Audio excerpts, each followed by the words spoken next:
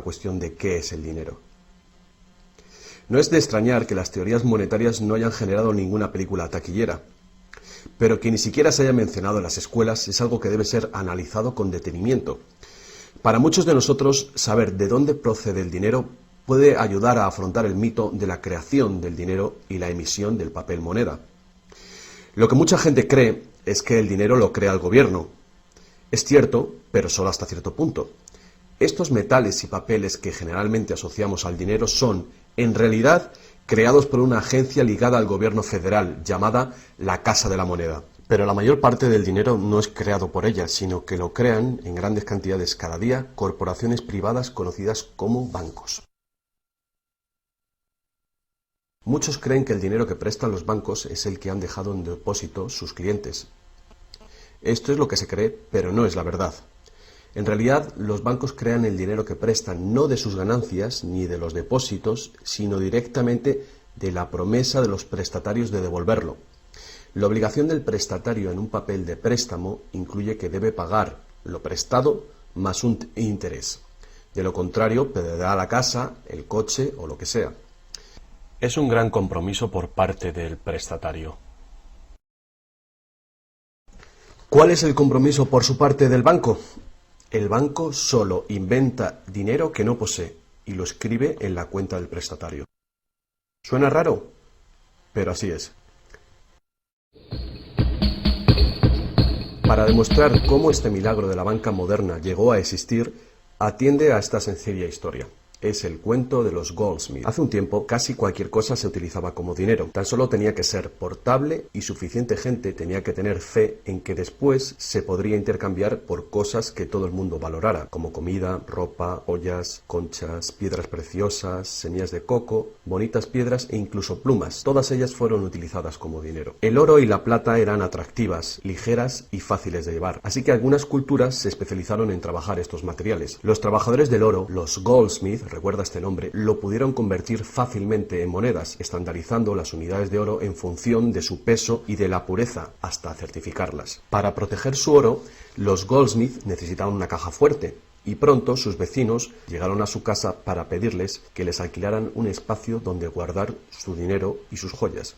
Al poco, los Goldsmith acabaron alquilando cada estantería de su caja fuerte y cada pequeña cantidad de dinero depositada se convirtió en dinero en sus manos. El tiempo pasó y los Goldsmith hicieron una inteligente observación. Los depositantes raramente volvían a recuperar físicamente su oro, y nunca todos a la vez. Esto se debía a que usaban los cheques de los Goldsmith para comprar en el mercado como si fuera el propio oro. Este dinero de papel era mucho más eficaz que las pesadas monedas, y la cantidad podía ser simplemente escrita en lugar de la laboriosa una por una de las monedas para cada transacción. Mientras tanto, los Goldsmith crearon otro negocio. Prestaban su oro introduciendo un interés. Al tiempo que su papel moneda empezaba a ser aceptado, los prestatarios comenzaron a pedir sus préstamos en forma de estos cheques en lugar del metal. Su industria se expandió mientras más y más gente les pedía guardar su oro, lo que dio a los Goldsmith una idea todavía mejor. Sabía que muy pocos de sus depositantes sacaban su oro alguna vez, así que los Goldsmith pensaron que también podrían escribir más cheques ahora en función de los cheques del oro que habían dejado los depositantes en su cámara, además del oro de los depositantes que guardaban propiamente. Así, con tal de que devolviese el oro a los depositantes que lo desearan recuperar, nadie se daría cuenta del truco. Lo que no se sabe, no se siente. Y los Goldsmith, ahora más banqueros que artesanos, hicieron un mayor negocio del que podrían haber hecho prestando únicamente su propio dinero. Durante años se hicieron un beneficio secreto fabuloso, con los intereses de los depósitos de todos sus vecinos. Pero ahora que se había hecho una prominente figura en el pueblo, se levantaron sospechas de que estaba gastando el dinero de sus depositantes y amenazaron con sacar todo su oro si Goldsmith no explicaba su repentina riqueza. Al contrario de lo que se podría pensar, esto no afectó a su fortuna. A pesar de la duplicidad patente de su truco, su idea funcionó porque los depositantes no perdieron nada de su oro. Estaba seguro en la cámara de Goldsmith. En vez de sacar su oro, los depositantes acordaron que Goldsmith, ahora convertido en su banquero, debía compartir la fortuna que habían contribuido a crear, otorgándoles un interés por su oro.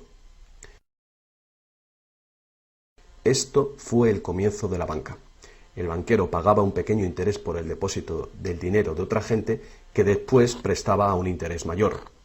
La diferencia cubría los costes de operación del banquero y su beneficio.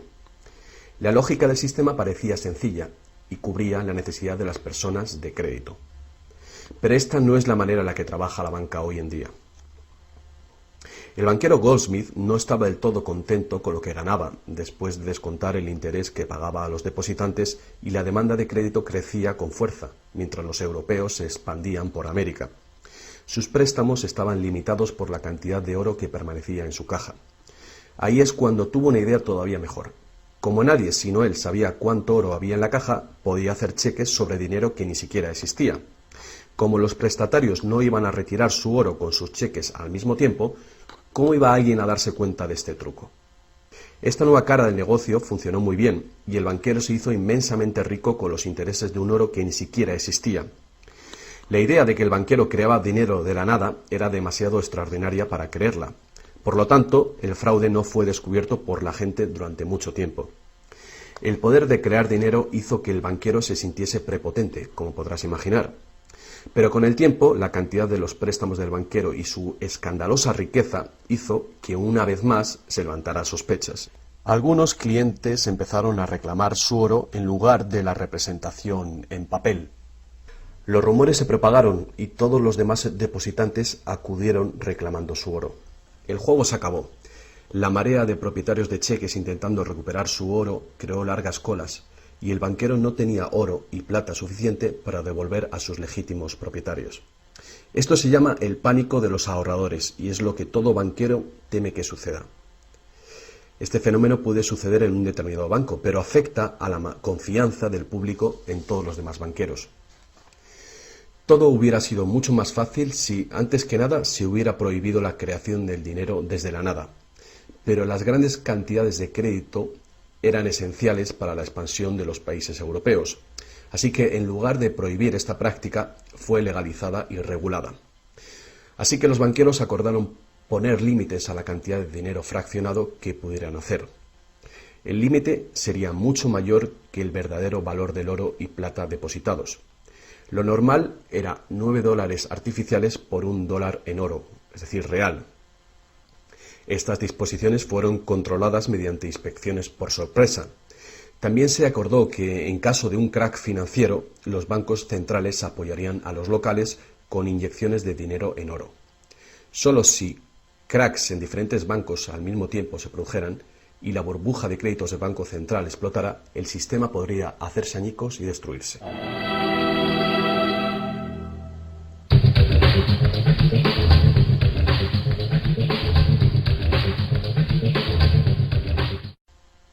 A lo largo de los años, el dinero fraccionado y su sistema integrado por un banco central regulador se ha convertido en el sistema bancario dirigente del mundo. Al mismo tiempo, el sistema fraccional del oro apoyando al dinero como deuda ha desaparecido. La naturaleza básica del dinero ha cambiado. En el pasado, el billete de dólar era un recibo que te permitía cambiarlo por una cantidad de oro o plata determinadas.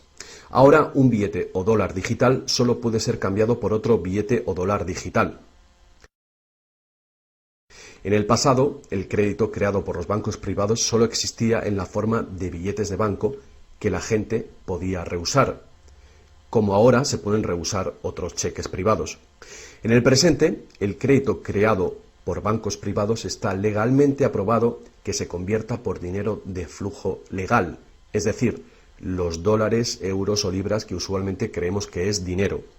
El dinero de confianza, es decir, el fiat money, es dinero creado por decreto del gobierno, y la ley afirma que el público debe aceptar este dinero para todo tipo de deudas, o si no, los tribunales no considerarán la obligación de pagar esa deuda.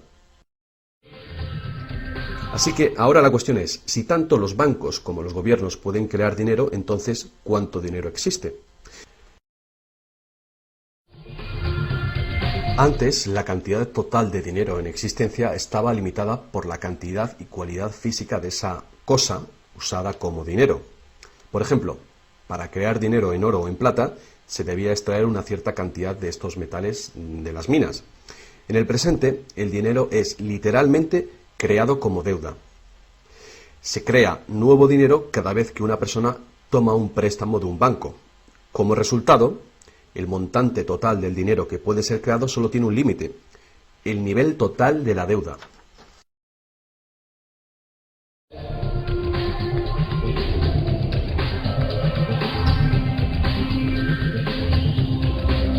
Los gobiernos ponen una disposición adicional para limitar la creación de dinero, imponiendo reglas conocidas como requerimientos fraccionales de la reserva. Son arbitrarias en su misma esencia. Estos requerimientos varían de un país a otro y de un tiempo a otro.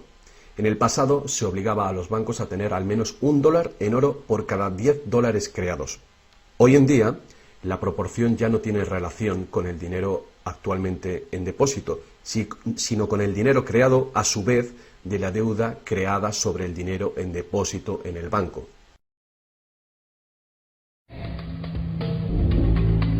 Actualmente, las reservas de un banco consisten de dos cosas: la cantidad del dinero del Estado o equivalente más la cantidad existente de dinero deuda que el banco tiene en depósito. Para ilustrar esto de una manera simple, imaginemos que ha abierto un banco nuevo y todavía no tiene depósitos. Los inversores en este banco han hecho un depósito de $1.111,12. Este es el dinero existente en el Banco Central, que llamaremos principal. La proporción de dinero en reserva es de 9-1. Paso 1. Las puertas se abren y el banco da la bienvenida a su primer cliente. Necesita $10.000 para comprar un coche. Con la proporción de 9-1, el nuevo banco necesita que el Banco Central le permita crear 9 veces esa cantidad, o $10.000, desde la base de la deuda contraída por la solicitud de préstamo del cliente. Esos $10.000 no se sacan de ningún lado. Es nuevo dinero simplemente tecleado en un ordenador como crédito del banco en la cuenta del cliente. El cliente tiene que firmar ese crédito para conseguir el dinero para comprarse el coche. Paso 2. El vendedor entonces deposita estos 10.000 nuevos dólares creados en el banco. Al contrario que el dinero creado por el gobierno, depositado en el Banco Central, este nuevo dinero creado por el crédito no puede ser multiplicado por la proporción de la reserva. En lugar de ello, es dividido por el ratio de la reserva, en una proporción de 9-1. Un nuevo préstamo de $9.000 puede ser creado sobre la base del depósito de $10.000. Si esos $9.000 son depositados por una tercera persona en el mismo banco que lo creó en uno diferente, se convierte en una base legal para un tercer asunto de crédito bancario, esta vez por la cantidad de $8.100. Al igual que con las muñecas rusas, cada nivel contiene un pequeño dólar dentro de otro pequeño dólar. Cada depósito contiene el potencial para otro pequeño crédito en una infinita serie decreciente. Si el dinero del préstamo creado no es depositado en el banco, el proceso se detiene. Esta es la parte impredecible del mecanismo de creación de dinero basado en la deuda. Pero lo más probable es que el nuevo dinero creado en cada paso será depositado en el banco, y el proceso de la proporción de reserva de dinero se repetirá una y otra vez hasta que los $100.000 de nuevo dinero se hayan creado dentro del sistema bancario. Todo este nuevo dinero se habrá creado enteramente desde la deuda, y el proceso entero habrá sido autorizado legalmente por el depósito inicial de $1.111,12 que todavía permanecerán en el Banco Central. Lo que resulta más ingenioso de este sistema es que los libros de contabilidad de cada banco en la cadena deben mostrar que tiene un 10% más de depósitos que de préstamos. Esto da a los bancos el incentivo de adquirir depósitos para poder hacer préstamos, apoyando la impresión común pero falsa de que los préstamos proceden de los depósitos. A menos que los sucesivos préstamos estén depositados en el mismo banco, no se podrá decir que algún banco en particular haya pasado su límite inicial de 9-1 creando deuda de la nada. De cualquier manera, el sistema bancario es un círculo cerrado. El crédito bancario que crea un banco se convierte en el depósito en otro y viceversa. En un hipotético mundo de perfectos intercambios, el efecto último sería exactamente el mismo que si todo el proceso tuviera lugar en un solo banco. Esto es, el depósito en reserva inicial de 1.111,12 dólares permite recolectar intereses por valor de más de 100.000 dólares que el banco nunca ha tenido.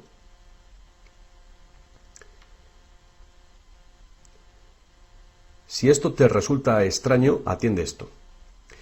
En tiempos recientes, como resultado de la presión de los lobbies bancarios, los requerimientos para hacer un depósito de reserva en el Banco Central prácticamente han desaparecido en la mayoría de los países.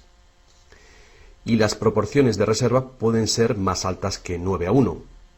Para algunas cuentas, 20:1 y para otras 30:1 son comunes. E incluso más recientemente, usando tarifas para los préstamos y así aumentar los ratios de requerimiento de reservas de los clientes, los bancos ahora han encontrado una manera de eludir las limitaciones de los requerimientos de la reserva fraccionaria por completo. Así que cuando las reglas son complejas, el sentido común real es bastante simple. Los bancos pueden crear tanto dinero como nosotros podemos pedir prestado.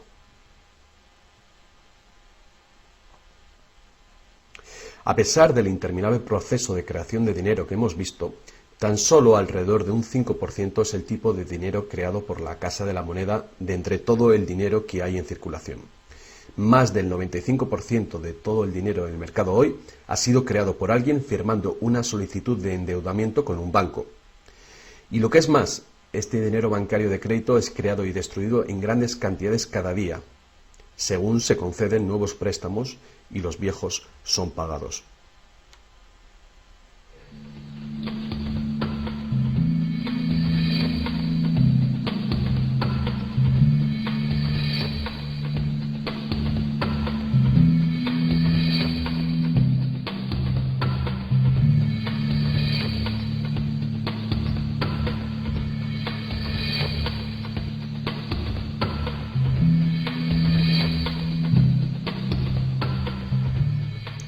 Los bancos solo pueden ejecutar este sistema del dinero con la participación activa del gobierno.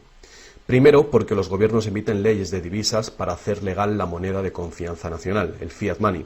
Segundo, porque los gobiernos permiten créditos privados para que sean pagados en esta moneda de curso legal. Y tercero, porque los tribunales estatales dan vigor a las deudas. Por último, los gobiernos aprueban regulaciones para proteger el funcionamiento del sistema monetario y su credibilidad ante el público sin hacer nada para contar a la ciudadanía de dónde procede el dinero. La verdad desnuda es que cuando firmamos la solicitud de una hipoteca o de un préstamo, nuestra firma promete un pago avalado por los bienes que daremos si no conseguimos pagarlo. Y estas son las únicas cosas de verdadero valor envueltas en la transacción. Cualquiera que crea que cumpliremos con la obligación la puede considerar como un bien o valor intercambiable o vendible. Es una deuda y por lo tanto una forma de dinero.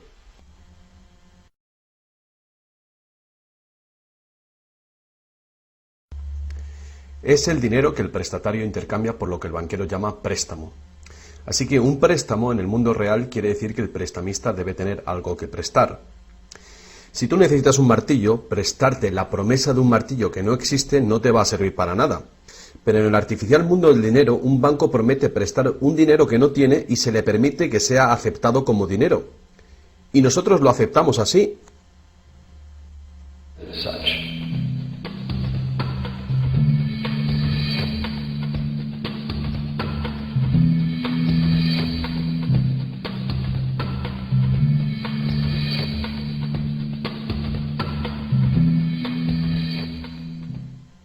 Una vez que el prestatario firma la solicitud de préstamo, el banco lo consigna como una transacción en su ordenador, con unas cuantas claves, escribiendo una deuda del prestatario con el banco. Desde el punto de vista del cliente, se convierte en un préstamo de dinero en su cuenta, porque el gobierno permite que esta deuda del banco con el cliente se convierta en dinero gubernamental de confianza, el fiat money, que todo el mundo tiene que aceptar como dinero. Otra vez, la verdad básica es muy sencilla. Sin el documento que el prestatario firma, el banquero no tendría nada que prestar. ¿Alguna vez te has preguntado cómo todas las instituciones, el gobierno, las corporaciones, los pequeños negocios, las familias, pueden estar todos en deuda al mismo tiempo y por esas cantidades tan astronómicas? ¿Alguna vez te has preguntado cómo puede haber tanto dinero al mismo tiempo para prestar? Bien, ahora ya lo sabes. No lo hay. Los bancos no prestan dinero, simplemente lo crean de las deudas, y esa deuda es potencialmente ilimitada, tanto como la emisión de moneda. Y la situación opuesta también es verdadera. ¿No es asombroso que a pesar de la increíble riqueza de recursos, de innovaciones y productividad que nos rodean, casi todos, desde los gobiernos hasta las compañías y los individuos, estén en graves deudas con los banqueros? Si la gente se parara a pensar cómo esto puede suceder, ¿cómo puede ser que la gente que produce la verdadera riqueza en el mundo estén en deuda con aquellos que únicamente prestan el dinero que representa la riqueza? Todavía más alucinante es que una vez que te das cuenta de que el dinero en realidad es deuda, nos damos cuenta de que si no hubiera deuda, no habría dinero.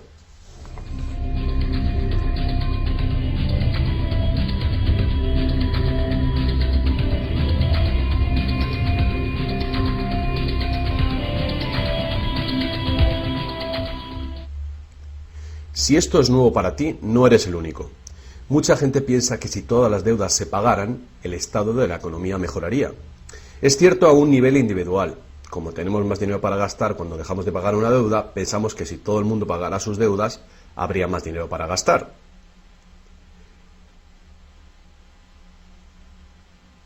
Pero la verdad es justamente la contraria. No habría dinero de ningún tipo. Así es. Somos totalmente dependientes de renovar continuamente el nivel de crédito bancario para que haya dinero en existencia. Sin préstamos no hay dinero, que fue justamente lo que pasó durante la Gran Depresión en Estados Unidos. El suministro de dinero se cortó drásticamente, al tiempo que los suministros de préstamos se cortaban.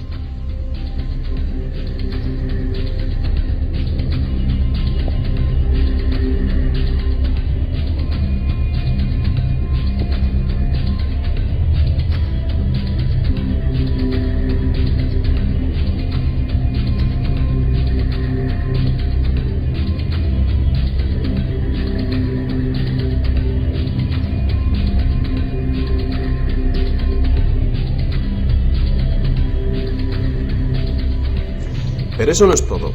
Los bancos solo crean la cantidad del dinero principal, no crean el dinero con el que pagar los intereses.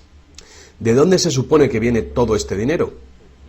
El único lugar del cual los prestatarios pueden obtener el dinero para pagar los intereses es del total del dinero que hay en circulación. Pero resulta que casi todo ese dinero general ha sido creado de la misma manera. Es decir, como crédito bancario que tiene que ser pagado con más dinero de aquel con el que fue creado. Así que por todas partes hay prestatarios en la misma situación, intentando obtener el dinero para pagar tanto el dinero principal como el interés. Desde un fondo original, la piscina, que solo tiene el dinero principal, es claramente imposible para cada uno pagar el dinero principal más los intereses, porque el dinero del interés no existe. Esto se puede expresar con una simple ecuación matemática. El gran problema aquí es que en caso de préstamos de largo plazo como hipotecas y deuda pública, el interés total excede mucho al dinero principal. Así que, a menos que un montón de nuevo dinero sea creado para pagar los intereses, es decir, un gran número de nuevas hipotecas, no podrá funcionar la economía. Para mantener una sociedad que funcione, la proporción de cancelaciones de deudas tiene que ser baja. Así que para conseguir esto, más y más dinero deuda tiene que ser creado para satisfacer la demanda de dinero con el fin de servir el interés de la deuda previa. Pero por supuesto, esto hace que el nivel de la deuda sea todavía mayor y que más intereses tengan que ser pagados, resultando en una escalable e imparable espiral de endeudamiento.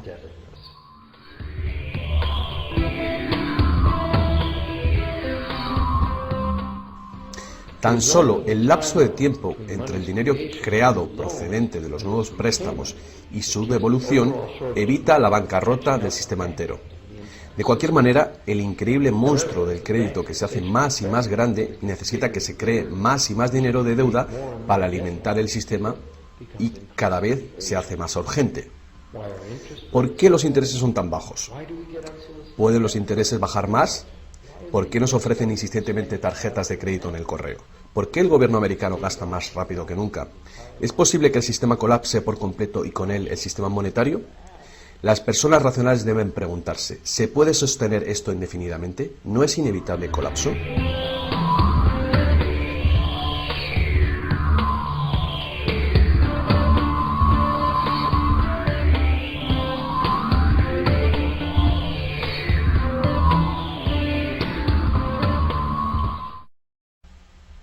El dinero facilita la producción y el intercambio de bienes. Cuando el suministro de dinero se incrementa, el dinero se convierte progresivamente en menos valioso, a menos que el volumen de intercambios y de suministro de dinero crezcan en la misma proporción. Hasta que nos damos cuenta de esto, cuando escuchamos que la economía crece a un 3% por año, creemos que lo hace en una constante regular, pero no es así. El 3% de este año representa un 3% más de intercambio de bienes y servicios que hace un año, porque es un 3% del nuevo total. En vez de una línea recta como imaginamos sobre las palabras, es una curva exponencial que es cada vez más inclinada. El problema, por supuesto, es que el crecimiento perpetuo de la economía real requiere un perpetuo y escalable uso de los recursos naturales. Más y más cosas tienen que ir desde los recursos naturales hasta los basureros cada año para evitar que el sistema colapse. ¿Qué podemos hacer ante esta terrorífica situación? Una cosa, necesitamos un nuevo concepto del dinero. Es tiempo de que más gente se pregunte a sí misma y a sus gobiernos 4 preguntas muy simples. A lo largo del mundo, los gobiernos piden prestado dinero con interés a los bancos privados. La deuda del gobierno es un componente principal dentro de la deuda total. El pago de esos intereses hace que el gobierno tenga que cargar a los ciudadanos con más impuestos. Ahora que sabemos que los bancos simplemente crean el dinero que prestan, y que los gobiernos les han dado el permiso para hacerlo, la primera pregunta es, ¿por qué los gobiernos eligen pedir prestado a los bancos privados con interés cuando los propios gobiernos podían crear el dinero que necesitan sin ningún interés ellos mismos? Y la segunda gran cuestión es, ¿por qué se crea dinero como deuda? ¿Por qué no se crea dinero que circule permanentemente y que no tenga que ser represtado con intereses para existir? La tercera, ¿cómo puede un sistema monetario funcionar solamente con un crecimiento perpetuo y acelerado y poderse considerar una economía sostenible? ¿No es lógico que el crecimiento perpetuo y acelerado y la sostenibilidad sean incompatibles? Y finalmente, ¿qué es lo que hace que nuestro sistema económico sea tan dependiente del crecimiento perpetuo? ¿Qué es lo que necesitamos crear para que nuestra economía sea sostenible? Hubo un tiempo en el que cargar con interés al préstamo se llamaba usura y era susceptible de severas penas, incluida la muerte. Todas las grandes religiones prohibían la usura. La mayoría de los argumentos contra la práctica de la usura eran morales. Se entendía que la única función legítima del dinero era la de ser un medio de intercambio de bienes y servicios. Cualquier manera de ganar dinero procedente del dinero se consideraba labor de un parásito o de un ladrón. Sin embargo, al tiempo que aumentaban las necesidades de crédito en el comercio, el argumento moral cedió paso al razonamiento de que prestar representa riesgo y pérdida de oportunidad para quien presta, y por lo tanto, cobrar por este coste era justo. Hoy en día, estas ideas parecen triviales. Actualmente, la idea de ganar dinero del dinero se considera la mejor ocupación que hay. ¿Para qué trabajar si tu dinero puede trabajar por ti? Sin embargo, para tener un futuro sostenible, queda claro que el cobro de interés es un problema moral y práctico. Imagínate una sociedad y una economía capaces de perdurar siglos porque en lugar de acaparar sus reservas capitales de energía, se autorrestringiera según sus ingresos actuales. Ya no cosecharía más madera que crezca en el mismo periodo. Toda la energía sería renovable, solar, eólica, gravitatoria, magnética y las demás que se descubran. La sociedad se sostendría dentro de los límites de sus recursos, ya que reutilizaría o reciclaría todo y la población se mantendría. Tal sociedad no podría existir si estuviera dependiente de un sistema monetario que a su vez depende del crecimiento acelerado perpetuo. Tal economía sostenible necesitaría un sistema monetario también capaz de sostenerse sin crecimiento. Digamos que todo el dinero en circulación se representa por este círculo. Además, imaginemos que los prestadores de dinero también tienen dinero verdadero para prestar. Pero si algunas personas dentro del sistema empiezan a prestar dinero cobrando interés por ello, entonces su parte del suministro total del dinero aumentaría. Y si siguen prestando todo el dinero que se devuelva, cobrando siempre interés por ello, ¿cuál sería el inevitable resultado? Ya sea oro, dinero confianza o de deuda, no importa, los prestadores de dinero acabarían con todo el dinero. Y después todos pasaríamos a estar en quiebra y ellos acabarían con toda la propiedad real. Solo si los beneficios de prestar dinero con interés fueran equitativamente distribuidos entre la población, se podría resolver este problema. Fuertes impuestos sobre los beneficios de los bancos podrían posibilitar este equilibrio, pero entonces no habría incentivo para los bancos.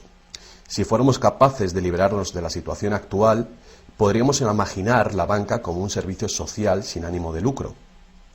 Diseminando sus beneficios a la sociedad como un dividendo universal de los ciudadanos, prestando sin cobrar interés alguno.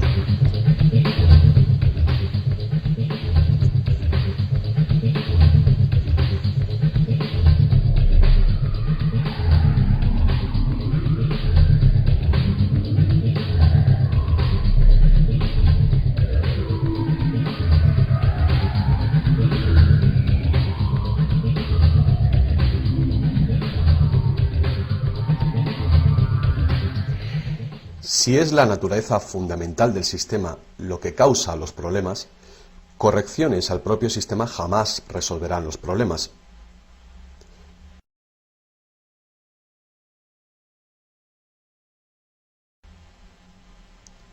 El sistema en sí debe ser reemplazado.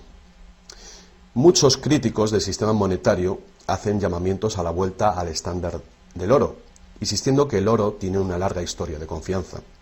Pero ignoran las muchas trampas que se puede hacer con el oro. Limar las monedas, alterar el metal, monopolizar el mercado, todas prácticas habituales en la antigua Roma que contribuyeron a su caída. Algunos defienden la plata por ser más abundante que el oro y así más difícil de monopolizar. Muchos dudan de la idea de volver al uso de los metales preciosos en absoluto. Nadie quiere volver a llevar bultos de monedas para ir de compras. Es cierto que el dinero de papel, el plástico, el digital o más probablemente dinero de identidad biométrica tendría el mismo potencial de crear dinero de crédito sin límite, igual que tenemos ahora.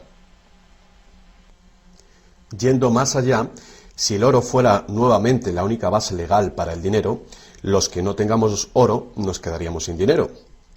Otros críticos del sistema monetario insisten en que la codicia y la deshonestidad son los principales problemas, y que puede haber un sistema más equitativo que volver al estándar de plata o de oro. Muchos grandes pensadores han sugerido maneras alternativas para crear dinero. Muchos sistemas de intercambio crean dinero como deuda de la misma manera que hacen los bancos, pero se hace transparentemente y sin cobro de interés. Por ejemplo, un sistema de trueque expresa la deuda como horas de trabajo, considerando el valor de todo trabajo igual y a la par con el dólar, y así permite que la hora de trabajo sea igualada con el precio del dólar de los bienes y servicios. Este tipo de sistema puede organizarlo cualquier persona capaz de gestionar la contabilidad. La preparación ahora de sistemas de trueque a nivel municipal sería prudente en previsión del inminente colapso del sistema actual. La reforma monetaria, al igual que la reforma electoral, es un tema muy polémico. Es una reforma que requiere una voluntad de cambio y de pensar fuera del cubículo habitual. La reforma monetaria, igual que la reforma electoral, no vendrá fácilmente, ya que los más privilegiados por el sistema existente actualmente harán todo lo posible para mantener sus ventajas.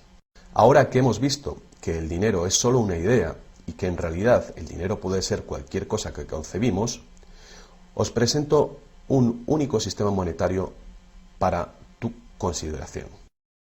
Este modelo está basado en sistemas que funcionaron bien en el pasado, sistemas en Inglaterra y en Estados Unidos que fueron destruidos por los banqueros Goldsmith con su sistema de reserva fraccional. Para crear una economía basada en dinero libre de interés, El dinero puede ser creado y gastado por el gobierno creando infraestructuras para la economía, tales como carreteras, puentes, ferrocarriles, puertos y mercados públicos. Este dinero no sería creado como deuda, sino como valor. Este valor serían las infraestructuras que pagaron con ello.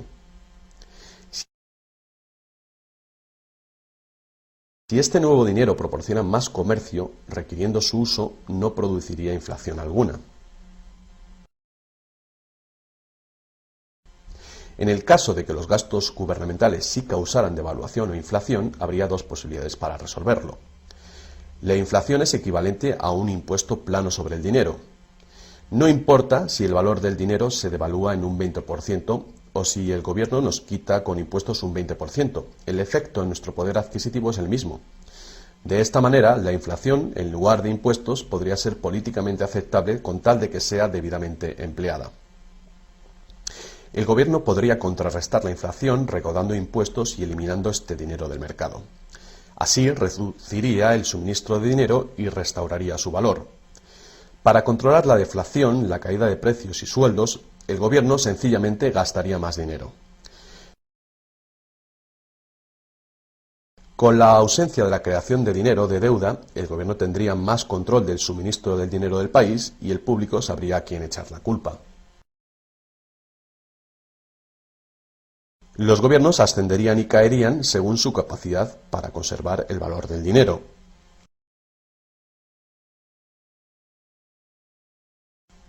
El gobierno dependería de los impuestos como ahora, pero los impuestos llegarían mucho más lejos, ya que ninguna parte de ellos se gastaría en pagar intereses a los banqueros. No podría haber ninguna deuda nacional si el gobierno sencillamente creara el dinero que necesita. Nuestro perpetuo servicio a los bancos pagando la deuda dejaría de existir.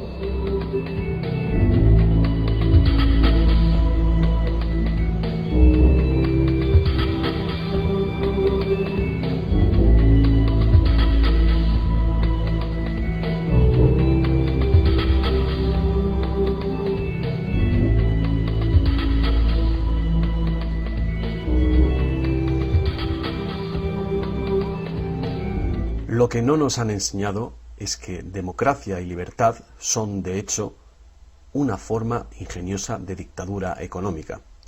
Mientras toda nuestra sociedad dependa de un suministro de crédito bancario para sus necesidades monetarias, los banqueros serán quienes deciden quién tendrá el dinero que se necesita y quién no. And who doesn't.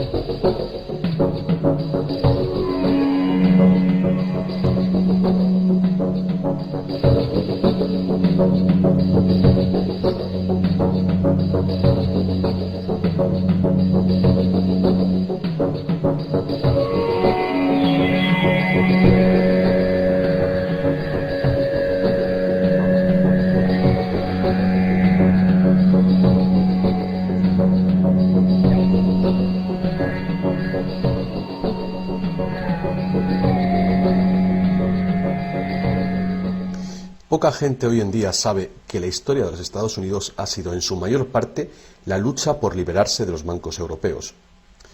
Esta lucha llegó a su fin en el año 1913, cuando el presidente Wilson ratificó el Acta de la Reserva Federal, permitiendo así al cártel de banqueros internacionales controlar el dinero de Estados Unidos.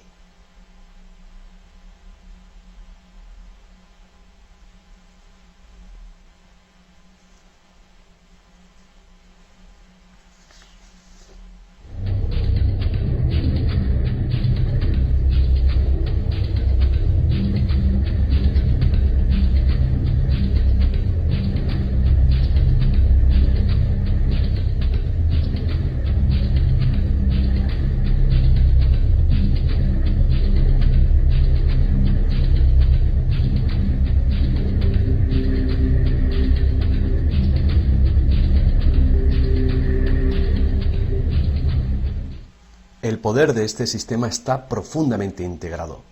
También lo está el silencio del tema entre los medios de información y en la educación. Hace años, un primer ministro canadiense hizo una encuesta entre centenares de personas, no economistas, especialistas altamente formados y personas de a pie. La encuesta reveló que ni un solo encuestado tenía un conocimiento preciso de cómo se crea el dinero. De hecho, descubrió que hasta los empleados bancarios ni siquiera habían contemplado alguna vez el asunto. ¿Y tú? Have you?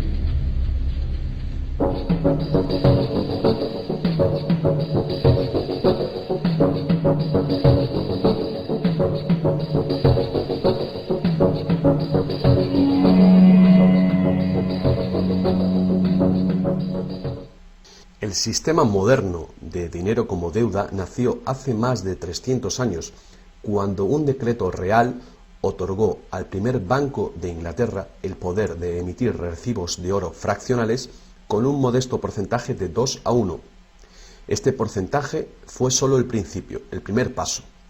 El sistema ahora es global, crea cantidades de dinero sin límites desde la nada y tiene a casi todos los seres humanos del planeta encadenados a una cadena de deuda que nunca puede ser pagada. ¿Pudo haber ocurrido todo por accidente o es una conspiración? Evidentemente, algo muy gordo se está jugando aquí.